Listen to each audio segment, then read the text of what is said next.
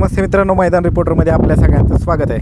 आपण आलो आहोत फलटण या ठिकाणी. दिनांक 29 जुलै रोजी फलटण या ठिकाणी फलटण केसरी 2024 हे भव्यदिव्य असं ओपन बैलगाडी शर्यतीचं मैदान संपन्न होणार असून या मैदानाचं आयोजन नियोजन कसं आहे, त्याचबरोबर मैदानाचं स्वरूप कसं आहे, मैदानाच्या नियम अटी कशा आहेत आणि मैदानाची सध्याची तयारी कशी सुरू आहे, हे सगळं आपण या मुलाखतीच्या माध्यमातून आयोजकांकडून जाणून घेणार आहोत. चला तर मग.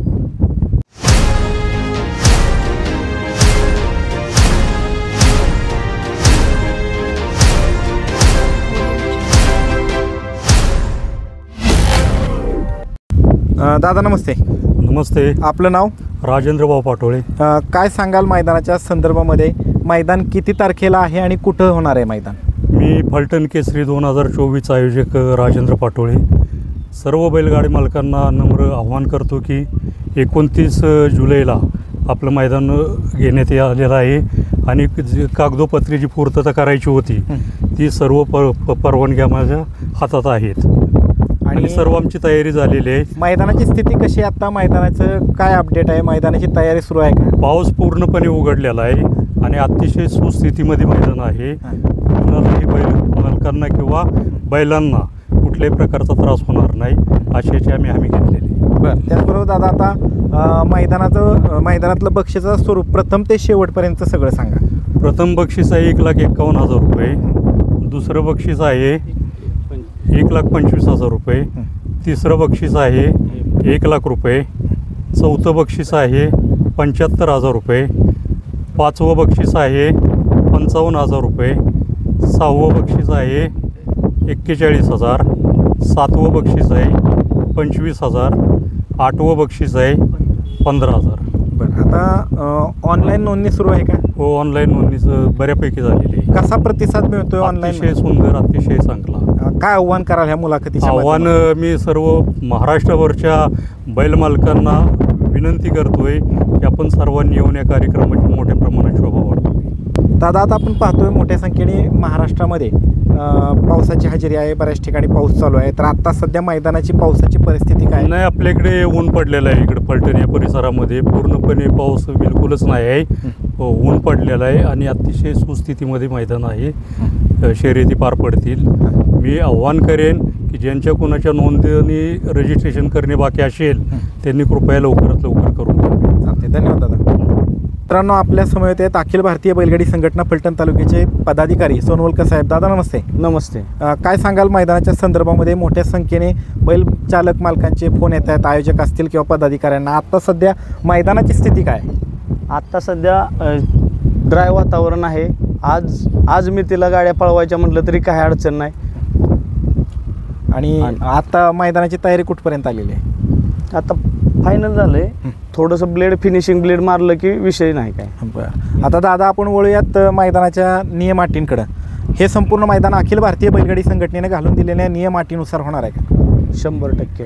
मैदानामध्ये बैलाच्या कुठल्या अवयवावरती निकाल दिला जाईल? कोणताही अवयव पुढं असेल त्या अवयवानुसार त्यानुसार निकाल दिला जाईल. त्याचबरोबर गटाला जर समान गाड्या उतरल्या तर कसा निर्णय असणार आहे? त्या गाड्या पुन्हा परत सोडल्या जातील. बरं. आणि त्याचबरोबर सेमीफायनलला जर समान गाड्या उतरल्या तर कसं आहे?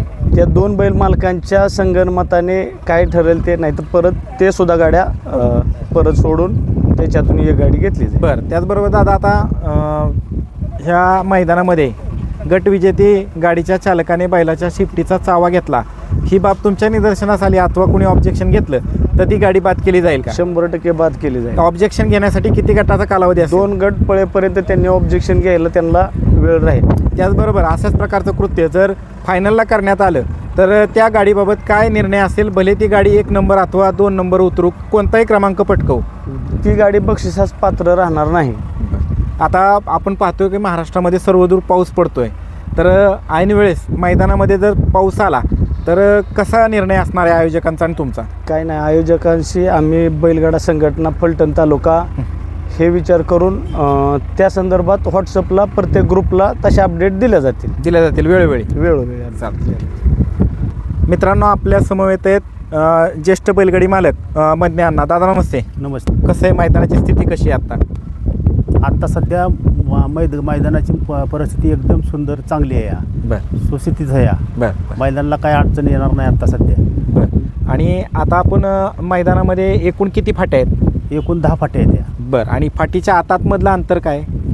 14 फुटाचं 14-15 फुटाचं अंतर आहे. बरं. आणि खाली सुट्टीच्या ठिकाणी एका वेळेस किती गट थांबू शकतात?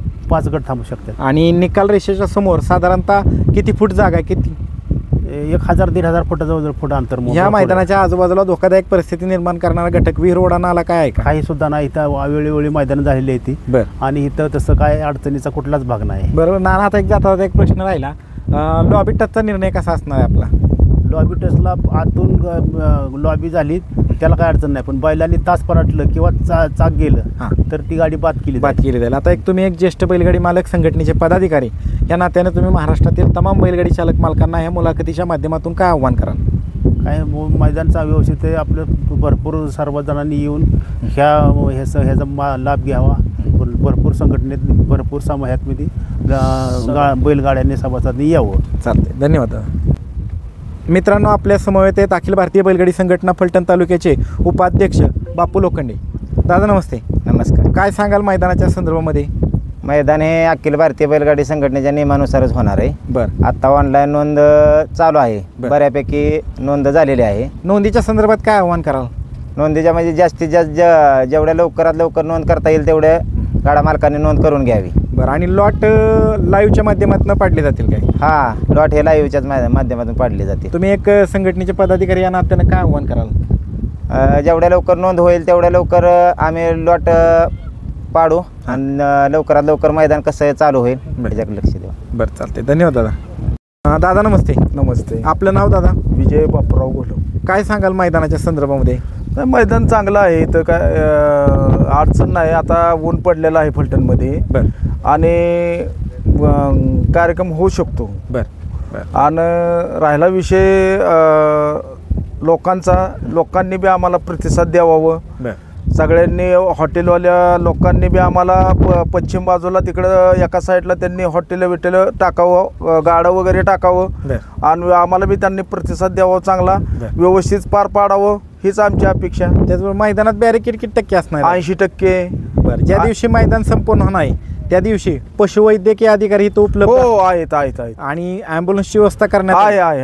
ॲम्ब्युलन्स आहे, डॉक्टर लोक आहेत इथं, सगळी सुविधा केलेल्या आहेत. आणि आता याच वर्षी नाही, पुढच्या वर्षी सुद्धा आम्ही नियोजन करणार आहे या बैलगाडी शर्यतीचं. आता निकाल रेषेच्या समोर जे पब्लिक थांबतं त्याचं कंट्रोल करायला कसं नियोजन करण्यात? कंट्रोल करायला आपण हे लावले कडेनी सगळं बॅरिकेड. आणि पुढची गर्दी कंट्रोल करण्यासाठी काय? पुढं कंट्रोल करण्यासाठी बॉडीगार्ड आहेत. एक 15-20 बॉडीगार्ड आपण ठेवलेला आहेत. 100 आहेत. काय आव्हान कराल?